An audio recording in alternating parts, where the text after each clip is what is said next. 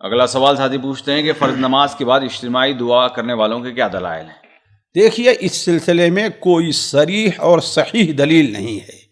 اس سلسلے میں یا تو مصنفات وغیرہ میں معاجم میں بعض ضعیف روایتیں وارد ہیں، جیسے یا اگر وہ کسی حد تک صحت کو پہنچتی ہیں تو وہ صریح نہیں ہے۔ مثال کے طور پر میں آپ کے سامنے ایک حدیث ہے جو طبرانی وغیرہ میں ہے، حضرت عبداللہ ابن زبیر رضی اللہ تعالی عنہ کی، کہ انہوں نے ایک شخص کو دیکھا کہ ابھی نماز سے فارغ نہیں ہوا اور ہاتھ اٹھا کر کے دعا کر رہا ہے۔ آپ انہیں اس سے منع فرمایا اور کہا کہ اللہ کے رسول صلی اللہ علیہ وسلم نماز سے ختم ہونے تک ہاتھ نہیں اٹھایا کرتے تھے۔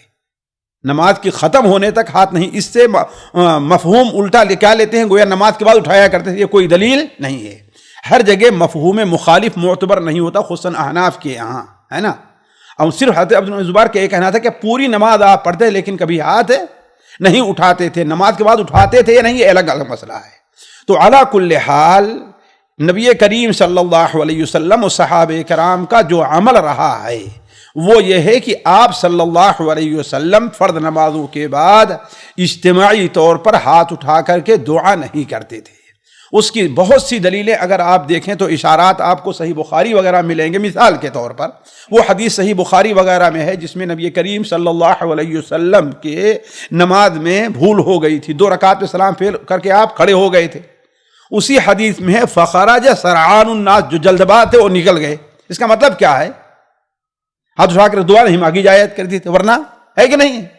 اسی طریقے ورنہ حضرت ذوالیدین جو ہے اس درمیان جب بیٹھے رہتے ہیں، آپ سوال کیے ہوتے ہیں نا، ہے نا۔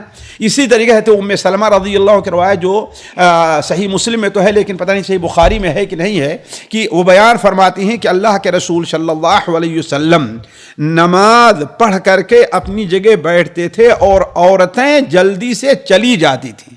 کیوں؟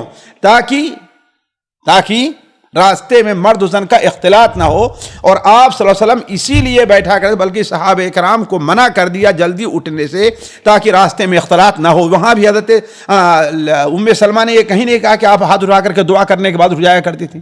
تو یہ چیز جو ہمارے یہاں پیدا ہو گئی ہے، خصوصاً ہمارے احناف کے اندر، یہ چیز قابل اصلاح ہے۔ اسی لیے بہت سے علماء احناف بھی کہتے ہیں کہ ہاں بھائی اس کی اصلاح ہونی چاہیے۔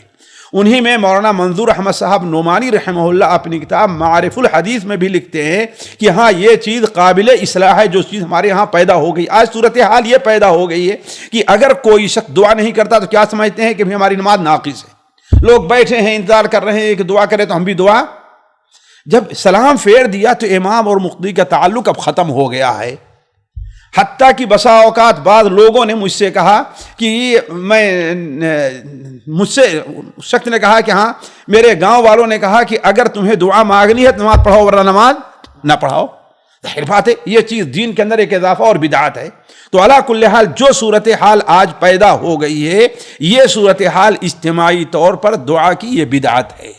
لیکن ہاں اگر کوئی اسے سنت نہیں سمجھتا اور ہاتھ اٹھانے کو دعا کے آداب میں سمجھتا ہے، کبھی کبھار کسی نے کہہ دیا دعا کرا دیے تو دعا کرا دیا، تو ہم اسے بدعت نہیں کہیں گے۔ جی سامعین کرام، ہمارے علمی اور عوامی دروس اور سوال و جواب کی مجلسوں سے آپ خود بھی مستفید ہوں اور اپنے دوست و احباب کے ساتھ بھی شیئر کریں۔ عین ممکن ہے کہ آپ کے شیئر سے کسی کی اصلاح اور آپ کے لیے صدقہ جاریہ بن جائے۔ واٹس ایپ پر اسلامک میسج حاصل کرنے کے لیے نمبر نوٹ فرمائیں: یعقوب عزیز 00966 5089 59707۔ واٹس ایپ سوال جو آپ گروپ میں ایڈ ہونے کے لیے نمبر نوٹ فرمائیں: عبدالسلام عمری 00966 502627 نمبر بھیجتے ہوئے نام اور پتہ ضرور لکھیں۔ اسی طرح ہمارے یوٹیوب چینل اسلامی دعویٰ کو ضرور سبسکرائب کریں تاکہ ہماری ہر نئی اور اہم ویڈیو کی اطلاع آپ کو فوری حاصل ہو جائے۔ تمام دروس، مقالات اور سوال و جواب سیریز کے لیے ہماری مشہور ویب سائٹ www.islamidawah.com کا مشاہدہ کرتے رہیں۔ السلام علیکم ورحمۃ اللہ وبرکاتہ۔